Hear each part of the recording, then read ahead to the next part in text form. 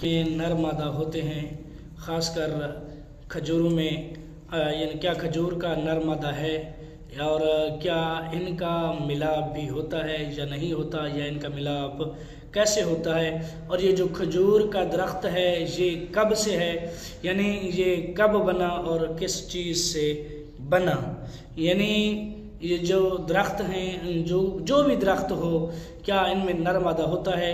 और ख़ास कर आज हम बात करेंगे जो है वो खजूर के दरख्त के बारे में, ये कब से है और किस चीज़ से बना है। आज की हदीस भी बड़े मज़ेदार और दिलचस्प होने वाली है, तो जुड़े रहिए, तो इंशाअल्लाह आपके इल्म में और अमल में इजाफ़ा होगा। तो बग़ैर वक्त ज़ाया किए शुरू करते हैं। नहमदुहु व नुसल्ली व नुसल्लिमु अला रसूलिहिल करीम, अम्मा बाद फ़अऊज़ु बिल्लाहि मिनश शैतानिर रजीम, बिस्मिल्लाहिर रहमानिर रहीम। हज़रत अम्मा आयशा सिद्दीक़ा रज़ियल्लाहु तआला अन्हा से मरवी है, फरमाती हैं कि हुज़ूर अलैहिस्सलातु वस्सलाम ने कोई काम किया, फिर उसकी इजाज़त हो गई, मगर एक गिरोह ने उससे परहेज़ किया। ये ख़बर हुज़ूर अलैहिस्सलातु वस्सलाम को पहुँची। आपने खुतबा पढ़ा और अल्लाह की हम्द की। फिर फरमाया, उन लोगों का क्या हाल है, उन चीज़ों से बचते हैं जो मैं करता हूँ। अल्लाह की कसम, मैं इन सब से ज़्यादा जानता हूँ और सबसे ज़्यादा अल्लाह से खौफ खाने वाला हूँ। यानी हुज़ूर अलैहिस्सलातु वस्सलाम ने कोई मुबाह दुनियावी काम किया जिसकी वजह से लोगों के लिए मुबाह ही नहीं बल्कि सुन्नत बन गया। हदीस में ज़िक्र ना हुआ कि वो कौन सा काम था। फिर फरमाते हैं कि शायद वो ये काम होंगे कि रोज़ेदार के लिए बीवी को बोसा देना या सफ़र में रोज़ा छोड़ना, ये समझ कर कि अगरचे ये जायज़ भी है मगर इसका ना करना तकवा है। हुज़ूर का ये फ़ेल फ़कत बयान जवाज़ के लिए है।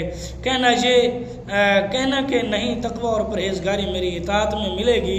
जैसे रात को खौफ खुदा में रोना सुन्नत और इबादत है, ऐसे ही आराम से सोना भी सुन्नत है और इबादत है, क्योंकि दोनों मेरे तरीके हैं। यानी एक तरीके भी हुज़ूर अलैहिस्सलातु वस्सलाम के हैं, इन दोनों को करना भी सुन्नत और सवाब है।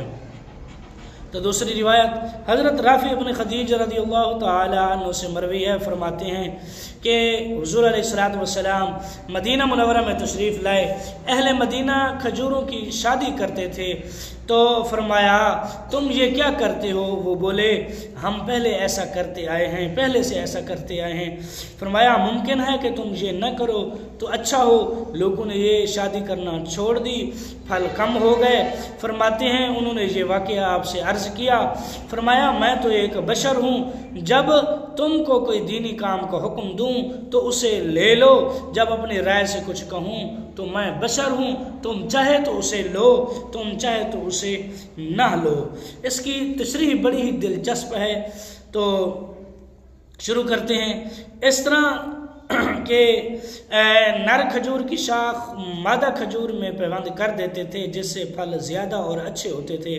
हमारे यहाँ इसे दरख्त या बाग की शादी कहा जाता है।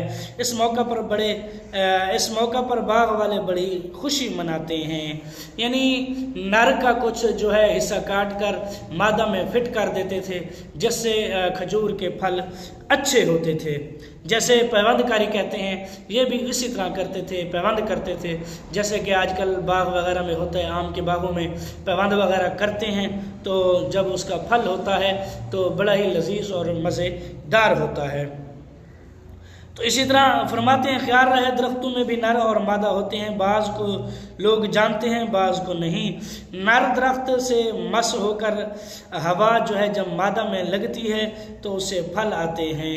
यानी ये जो अगर पैबंदकारी ना हो तो फिर इस तरह होता है कि जो नर की हवा, जब हवा जो चलती है, नर की हवा जो है मादा की तरफ जाती है, मादा से मस होती है, तो इससे फल ज़्यादा आते हैं। तो इसी तरह फरमाया कि आदम अलैहिस्सलाम की बची हुई मिट्टी से खजूर का दरख्त पैदा हो गया, इसलिए इसमें नर मादा का इज्तमा ज़रूरी है। यानी जो हज़रत आदम अलैहिस्सलाम, जब हज़रत आदम अलैहिस्सलाम का ख़मीर से पैदा किया गया, जो ख़मीर हज़रत आदम अलैहिस्सलाम का बचा, उससे जो है ये दरख्त बन गया। यानी हज़रत आदम अलैहिस्सलाम से ये खजूर का दरख्त आ रहा है और हज़रत आदम अलैहिस्सलाम की बची हुई मट्टी से ये बना था। ये बात भी यहाँ क्लियर हो गई। तो इसी तरह फिर फरमाया तुम इस मुशक्क़त से बच जाओ और फल भी जो मुक़द्दर में हैं मिलेंगे, तुम्हें तवक्कल का दर्जा नसीब हो। बाज़ उलमा ने फरमाया कि इन हज़रात ने सब्र से काम न लिया बल्कि जल्दी शिकायत कर दी, तो अगर तवक्कल करके कुछ देर और रुकते तो इन्हें यानी मज़ीद इजाफ़ा हो जाता। यानी हुज़ूर अलैहिस्सलातु वस्सलाम यहाँ अपनी उम्मत को तवक्कल करना, अल्लाह तबारक व तआला कर भरोसा करना सिखा रहे हैं कि अगर वो सब्र कर लेते, यानी 1 साल और सब्र कर लेते या 2 साल और सब्र कर लेते, जो आने वाला खसारा था यानी इन 2 सालों में, तो उसे बर्दाश्त कर लेते, तो उलमा कहते हैं आगे जो इनको फल मिलना था खजूरों का, वो इनकी सोच से भी बढ़कर मिलना था। तो इसी तरह फिर ये फरमाते हैं कि बेखबरी कैसे हो सकती है हुज़ूर अलैहिस्सलातु वस्सलाम को।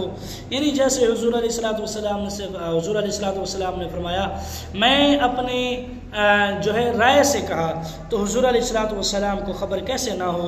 हुज़ूर अलैहिस्सलातु वस्सलाम इल्मुल अव्वलीन वल आखिरीन हैं, कैसे हो सकता है कि बाग वाले तो इस चीज़ को जाने और हुज़ूर ना जाने। यूसुफ अलैहिस्सलाम ने कभी काश्तकारी ना की मगर बादशाह मिस्र से फरमाया फलम्मा हसदतुम फज़रू फ़ी सुम्बुलिही, तो जो काटो उससे उसकी बाली में रहने दो। यानी जो तुम गंदम काटोगे उसका यानी भूसे से अलग ना करो, यानी जैसे थ्रेशर वगैरह ना लगाओ, यानी वो थ्रेशर तब तो नहीं होती थी, यानी उसे गंदम और भूसे को अलग ना करो, उसे बाली में ही रहने दो, क्योंकि इससे जो है गंदम ख़राब नहीं होती बल्कि ये ज़्यादा देर पड़ी रहती है। इसी तरह गंदम भूसा अलग ना करो ताकि ख़राब ना हो, काहत में काम आए। नेज़ आपने कभी सल्तनत भी ना की मगर बादशाह मिस्र से फरमाया मुझे ख़जानों का हाकिम बना दे।